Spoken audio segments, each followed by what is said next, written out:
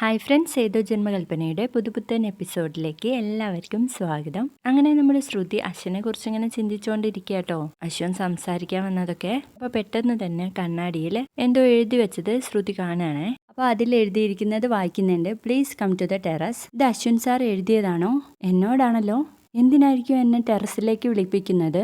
അയ്യോ എൻ്റെ കുട്ടികൃഷ്ണ, എൻ്റെ നെഞ്ചിടിപ്പ് കൂടിയിട്ട് വയ്യല്ലോ. എന്തായിരിക്കും സാറിന് എന്നോട് പറയാനുണ്ടാവുക? എനിക്കറിയില്ല. ഇതിൽ എഴുതി വെച്ചിരിക്കുന്നത് പോലെ ഞാൻ ടെറസിലേക്ക് ചെല്ലണോ? അല്ലെങ്കിൽ വേണ്ട, ഞാൻ പോകുന്നില്ല. അല്ല, പോകാതിരുന്നാൽ എങ്ങനാ? സാറിന് എന്താ പറയാനുള്ളതെന്ന് നോക്കാലോ. ഒന്ന് പോയി നോക്കാന്ന് പറഞ്ഞിട്ട് ശ്രുതി അവിടെ നിൽക്കാട്ടോ. പിന്നീട് നമ്മുടെ മുത്തശ്ശി അശ്വിൻ്റെ അടുത്ത് പറയുന്നുണ്ട്, അഞ്ജലിക്ക് എന്തോ പറ്റിയിട്ടുണ്ട്. കുറേ നേരമായി ഞാൻ ഫോൺ വിളിച്ചിട്ട് എടുക്കുന്നുമില്ല. അപ്പോൾ മനോരമ, അഞ്ജലി ബേബിക്ക് എന്തോ പറ്റിയിട്ടുണ്ട്. അമ്മ അവസാനമായിട്ട് ഫോണിൽ വിളിച്ചപ്പോൾ അവൾ ആകെ പേടിച്ചിരിക്കാന്നാ പറഞ്ഞത്. കൂടാതെ വലിയൊരു ശബ്ദവും കേട്ടു. ആണോ മുത്തശ്ശി? അവൾ വളരെ പരിഭ്രമിച്ചാ വിളിച്ചത്. ഡ്രൈവറോട് സ്പീഡ് കുറയ്ക്കാനൊക്കെ പറയുന്നുണ്ട്. എന്നിട്ടത് നിങ്ങൾ എന്താ എന്നോട് പറയാതിരുന്നത്? അതിന് നീ ഓരോരോ തിരക്കിലായിരുന്നില്ലേ? എന്നെ അഞ്ജലി മോൾ തിരികെ വിളിക്കുമെന്നാ ഞാൻ പ്രതീക്ഷിച്ചത്. പിന്നീട് ഞാൻ കുറേ നേരം വിളിച്ചിട്ടും അവൾ ഫോൺ എടുക്കുന്നില്ല. എൻ്റെ കുട്ടിക്ക് ഇതെന്താ പറ്റിയത് ഭഗവാനെ എന്ന് പറഞ്ഞു നിൽക്കുമ്പോൾ മോഹനൻ ആ ഡ്രൈവർക്ക് ഫോൺ ചെയ്യുന്നുണ്ട്. അപ്പം അയാളും എടുക്കുന്നില്ല കേട്ടോ.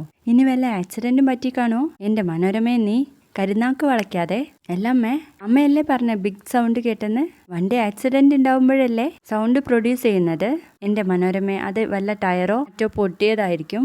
അശ്വിൻ, നമുക്കൊന്ന് പുറത്തു പോയി നോക്കാം എന്ന് പറയണേ.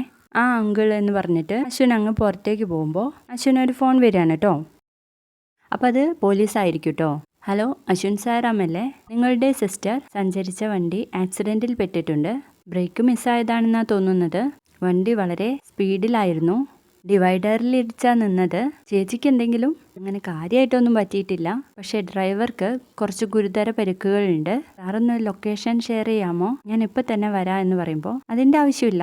ഇവിടെ അടുത്തൊരു ഗവൺമെൻറ് ഹോസ്പിറ്റലിലായിരുന്നു കാണിച്ചിരുന്നത്. ചേച്ചി ഇപ്പോഴേ പറയുന്നുണ്ട് വീട്ടിലേക്ക് പോകണം എന്ന കാര്യം. അതുകൊണ്ട് അവരെ അങ്ങ് അയച്ചിട്ടുണ്ട് എന്ന് പറയണേ. Thank you sir, thank you so much എന്ന് പറഞ്ഞിട്ട് അശ്വിൻ ഫോൺ വെക്കുക കേട്ടോ. അപ്പോൾ പെട്ടെന്നൊരു വണ്ടിയുടെ ശബ്ദം കേൾക്കുകയും അത് അഞ്ജലിയാണേ. ചേച്ചി എന്ന് വിളിച്ച് അശ്വിനടുത്തേക്ക് ചെല്ലുന്നുണ്ട്. ചേച്ചിക്ക് എന്താ സംഭവിച്ചേ? എനിക്കൊന്നുമില്ലടാ. ഇങ്ങനെ ടെൻഷൻ ആവാതെ. ഞങ്ങൾ പോകുമ്പോൾ വണ്ടിയുടെ ബ്രേക്ക് പോയി ഡിവൈഡറിൽ ഇടിച്ചിട്ടാ നിന്നത്. പിന്നെ എനിക്കൊന്നും ഓർമ്മയില്ല ആരൊക്കെയോ ചേർന്ന് എന്നെ പൊക്കിയെടുത്ത് ഹോസ്പിറ്റലിൽ കൊണ്ടുപോയത് മാത്രമേ അറിയുള്ളൂ. നമ്മുടെ ഡ്രൈവർക്ക് നല്ല പരിക്കുണ്ട്. അയാളുടെ കാര്യം ഒന്ന് നീ വിളിച്ച് അന്വേഷിക്കുമോ? അതൊക്കെ ഞാൻ അന്വേഷിച്ചോളാം ചേച്ചി. ഇപ്പോൾ ഒന്നും സംസാരിക്കണ്ട. ഐ എം സോറി ചേച്ചി. എൻ്റെ ഈ തിരക്കിനിടയിൽ ചേച്ചിയുടെ കാര്യങ്ങളൊന്നും അന്വേഷിക്കാൻ എനിക്ക് പറ്റിയില്ല. അതൊന്നും ഓർത്ത് നീ വിഷമിക്കേണ്ട എന്ന് പറഞ്ഞ് രണ്ടുപേരും കൂടി അകത്തേക്ക് പോവാണ് കേട്ടോ. തുടർന്ന് അഞ്ജലിയെ എല്ലാവരും കൂടി കാണുകയാണേ. അയ്യോ മോളെ, നിനക്ക് എന്തു പറ്റി? അഞ്ജലി ബേബി, എന്തു പറ്റി? എന്തിനാ മുത്തശ്ശി ഇങ്ങനെ വിഷമിക്കുന്നത്? ദൈവാധീനം കൊണ്ട് ഇത്രയല്ലേ പറ്റുള്ളൂ. എങ്കിലും മോളെ, ഒരു മംഗളകാര്യം നടക്കുമ്പോൾ തന്നെ നിനക്കിത് പറ്റിയല്ലോ എന്ന് പറയട്ടെ മുത്തശ്ശി. അത് കേൾക്കുമ്പോൾ നമ്മുടെ മനോരമ പറയുന്നുണ്ട്, ദൈവാധീനം കൊണ്ട് ഇത്രയല്ലേ പറ്റുള്ളൂ. വേറെ എന്തെങ്കിലും സംഭവിച്ചാൽ ഈ കല്യാണം മുടങ്ങില്ലായിരുന്നോ? എൻ്റെ മനോരമയെ നീ ഒന്നും മിണ്ടാതിരിക്കുക. അഞ്ജലി ബേബിക്ക് ആക്സിഡന്റ് പറ്റിയിട്ട് മിണ്ടാതിരിക്കാനൊന്നും എന്നെ കിട്ടില്ല എന്ന് പറയട്ടോ.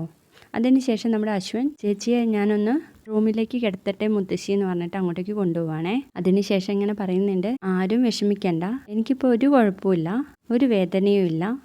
എനിക്ക് നീ എപ്പോഴും ആകാശിൻ്റെ കൂടെ തന്നെ വേണം. എല്ലാവരോടുമായിട്ട് ഒരു കാര്യം പറയാം, എന്നെ ഒരു അസുഖക്കാരിയാക്കരുത്. എല്ലാവരും പോയി ഗസ്റ്റുകളെ സ്വീകരിക്കണം. അവരൊക്കെ എന്താ വിചാരിക്കുക? പിന്നെ പ്രീതിയുടെ വീട്ടുകാർ ഈ ആക്സിഡൻറ്റിനെ പറ്റി ഒന്നും അറിയിക്കരുത്, അവർക്ക് വിഷമാവും. അല്ല, ശ്യാമേട്ടൻ എവിടെ? ഇപ്പോൾ ഇവിടെ ഉണ്ടായിരുന്നല്ലോ. ഇതൊന്നും ശ്യാമേട്ടനെ അറിയിക്കേണ്ട കേട്ടോ. ഇവിടെ കല്യാണം നടക്കുന്നതൊന്നും ശ്യാമേട്ടൻ നോക്കില്ല. അതുകൊണ്ട് ശ്യാമേട്ടനെ ഇപ്പോൾ അറിയിക്കേണ്ട. പാവത്തിന് വല്ലാതെ ടെൻഷനാവും എന്നൊക്കെ പറയാട്ടോ. അപ്പോൾ എല്ലാവരും കൂടി പോവാണ് കേട്ടോ പുറത്തേക്ക്. എല്ലാവരും പോയി കഴിഞ്ഞതിന് ശേഷം അശ്വൻ അവിടെ തന്നെ ഇരുന്ന് ഇങ്ങനെ ചിന്തിക്കുക കേട്ടോ, പഴയ കാര്യങ്ങളൊക്കെ. ആ സമയം നമ്മുടെ അഞ്ജലി ഉറങ്ങുകയാണ് കേട്ടോ. അങ്ങനെ അഞ്ജലി ഉണരുമ്പോൾ അശ്വൻ അങ്ങോട്ടേക്ക് തിരിഞ്ഞു നിന്ന് ഇങ്ങനെ കരയുന്നതാട്ടോ കാണുന്നത്. മോനെ, എനിക്കൊന്നും സംഭവിച്ചില്ലല്ലോ, പിന്നെ എന്തിനാ നീ ഇങ്ങനെ വിഷമിക്കുന്നേ? നീ ഇങ്ങ് വന്നേ പറയട്ടെ എന്ന് പറയുമ്പോൾ അശ്വിൻ വന്ന് കാലിൻ്റെ അവിടെ ഇരുന്ന് കരയാണേ. സോറി ചേച്ചി, എൻ്റെ തിരക്കിനിടയിൽ ചേച്ചിയുടെ കാര്യങ്ങൾ ശ്രദ്ധിക്കാൻ എനിക്ക് കഴിഞ്ഞില്ല. എൻ്റെ വണ്ടിയുടെ ബ്രേക്ക് പോയത് നിന്റെ അശ്രദ്ധ കാരണമാണോ? അല്ലല്ലോ. പിന്നെ എന്തിനാ നീ ഇങ്ങനെ വിഷമിക്കുന്നേ മോനെ? ചേച്ചിക്കൊരു പോറൽ പോലും ഏൽക്കുന്നത് എനിക്ക് സഹിക്കാൻ പറ്റില്ല. അതെനിക്ക് അറിയാടാ. ഞാൻ ആദ്യം ആക്സിഡന്റ് ഉണ്ടായപ്പോൾ തന്നെ എൻ്റെ കുഞ്ഞൻ ഇതെങ്ങനെ സഹിക്കുമെന്നാ വിചാരിച്ചിരുന്നത്. ചേച്ചിയല്ലേ എൻ്റെ അമ്മയും അച്ഛനും ഒക്കെ. ചേച്ചി ഒരിക്കൽ പോലും എന്നെ വിട്ട് പിരിയാൻ പാടില്ല എന്ന് പറയുമ്പോൾ അഞ്ജലി പറയുന്നുണ്ട്, എന്താ കുഞ്ഞാ ഇത്, എനിക്കിപ്പോൾ ഒരു കുഴപ്പമില്ലല്ലോടാ, ഞാൻ എപ്പോഴും നിന്റെ കൂടെ തന്നെ ഉണ്ടാകും, നിന്നെ വിട്ടൊന്നും എനിക്ക് പിരിഞ്ഞിരിക്കാൻ കഴിയില്ലടാ, അതിന് എൻ്റെ ഈശ്വരന്മാർ അനുവദിക്കില്ല, അതുകൊണ്ട് എനിക്ക് ഇത്രയല്ലേ മോനെ പറ്റിയുള്ളൂ. ഇങ്ങനെ കരയാതെ എന്ന് പറയുമ്പോൾ അശ്വിൻ ചേർത്ത് പിടിച്ച് രണ്ടുപേരും കൂടെ കരയാണേ. പിന്നീട് നമ്മുടെ ശ്രുതി ടെറസിലേക്ക് പോവാണേ. എന്നിട്ട് അവിടെ ഇങ്ങനെ നിന്ന് ആലോചിക്കണ സമയത്ത് ശ്രുതിയുടെ തോളിൽ ഇങ്ങനെ ഒരാൾ കൈ വെക്കുന്നുണ്ട്. ശ്രുതി വിചാരിക്കുന്നത് അത് അശ്വിനാണെന്നാണ്. അപ്പൊ ഇങ്ങനെ റൊമാൻറ്റിക്കിൽ ഇങ്ങനെ തിരിയുന്ന സമയത്ത് കാണുന്നത് നമ്മുടെ ശ്യാമിനെയാണ് കേട്ടോ. നിങ്ങളോ എന്ന് ചോദിക്കുന്നതും ആ സമയം തന്നെ നമ്മുടെ അശ്വിനും ടെറസിലേക്ക് കയറി വരികയാണ് കേട്ടോ. എല്ലാവർക്കും വീഡിയോ ഇഷ്ടപ്പെട്ടോ ഒന്ന് ലൈക്ക് ചെയ്തൂടെ, ഒന്ന് സബ്സ്ക്രൈബ് ചെയ്തൂടെ. അപ്പോൾ എല്ലാവർക്കും എൻ്റെ ഹൃദയം നിറഞ്ഞ പുതുവത്സരാശംസകൾ. താങ്ക്